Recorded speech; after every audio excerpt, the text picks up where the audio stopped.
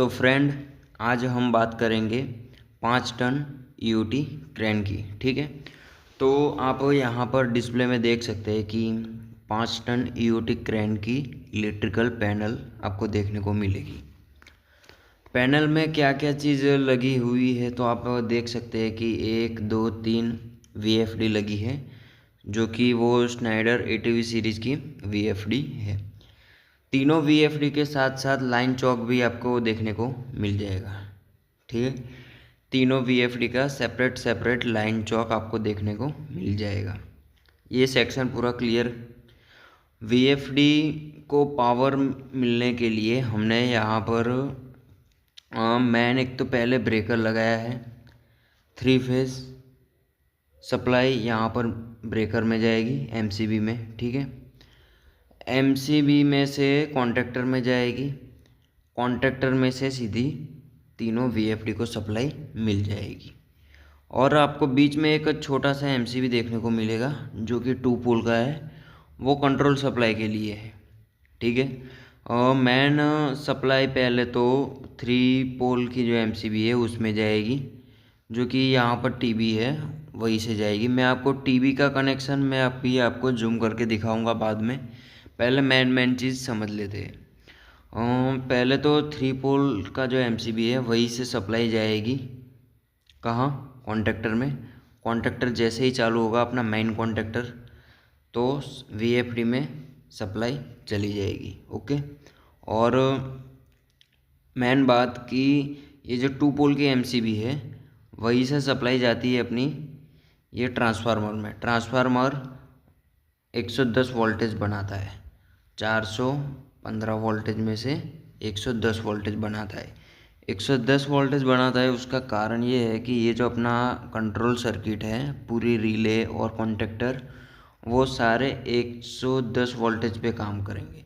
इसलिए हमें एक ट्रांसफार्मर लगाना पड़ा और ट्रांसफार्मर हमें 110 वोल्टेज प्रोवाइड करेगा। ठीक है, अब ये सेक्शन क्लियर हो गया आपका। 3 पोल की एमसीबी मेन ब्रेकर, और ये 2 पोल की एमसीबी जो है वो कंट्रोल सप्लाई ब्रेक करने के लिए, और ये अपना मेन कॉन्ट्रैक्टर है।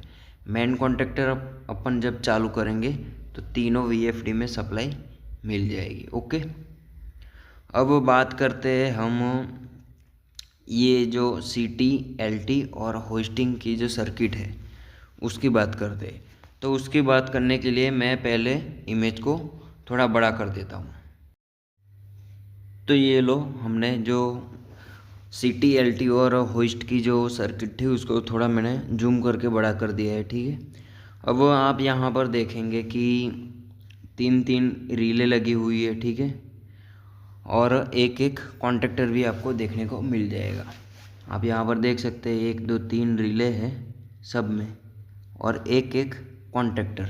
ठीक है, तो पहले मैं कॉन्टैक्टर की बात कर लेता हूँ कि ये जो 3 कॉन्टैक्टर आपको देखने को मिलेंगे वो ब्रेक के कॉन्टैक्टर है।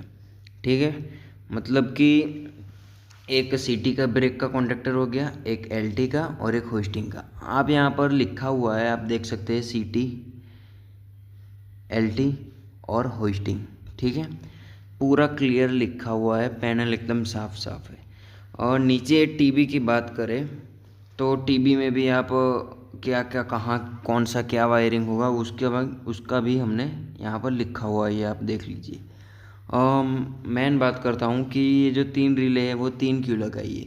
तो पहले एक रिले है रिवर्स की, दूसरी है फॉरवर्ड की, और तीसरी रिले है सेकेंड स्पीड की। ओके, रिवर्स और फॉरवर्ड की जो रिले है सब जगह पर आप देख सकते हैं 2 रिले रिवर्स और फॉरवर्ड की है। ठीक है, और ये जो तीसरी रिले है, तीसरी रिले 1 2 और ये 3, तीसरी रिले आपको देखने को मिलेगी वो है सेकेंड स्पीड की। ठीक है दोस्तों, ये जो अपनी 5 टन की क्रेन है वो 2 स्पीड में चलेगी, मतलब कि सीटी भी 2 स्पीड में चलेगी, एलटी भी 2 स्पीड में चलेगी और होस्ट भी 2 स्पीड में चलेगी। रिवर्स और फॉरवर्ड की जो रिले है, रिवर्स और फॉरवर्ड की जो रिले हैं वो दोनों आपस में इंटरलॉक है। वो तो आप समझ ही गए होंगे कि इंटरलॉक क्यों किया जाता है। अगर दोनों रिले एक साथ चालू हो गई तो ड्राइव में अलार्म आ जाएगा और ड्राइव चलेगी नहीं, मोटर घूमेगी नहीं। ओके, या तो फिर आप direct contactor star delta starter में भी आप देखेंगे कि डेल्टा का और स्टार का जो कॉन्टेक्टर है उसको हम इंटरलॉक करते हैं। इंटरलॉक सेफ्टी के लिए होता है, मतलब कि जो रिवर्स की और फॉरवर्ड की जो रिले है उसको हमने इंटरलॉक करके रखा है। ओके। और कॉन्टेक्टर ब्रेक का लगा हुआ है तीनों।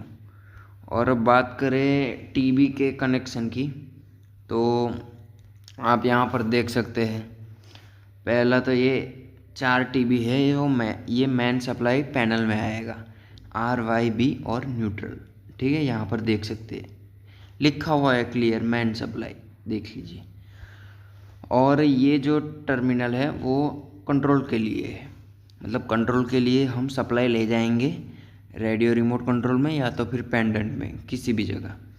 उसके लिए यहाँ पर देख सकते हैं फेज न्यूट्रल, ठीक है, और कॉमन भी दिया गया है। और मेन कॉन्टेक्टर के लिए यही से सप्लाई जाएगा, ठीक है। और ये हो गया अपना CT का, ये जो है ये CT का कनेक्शन हो गया।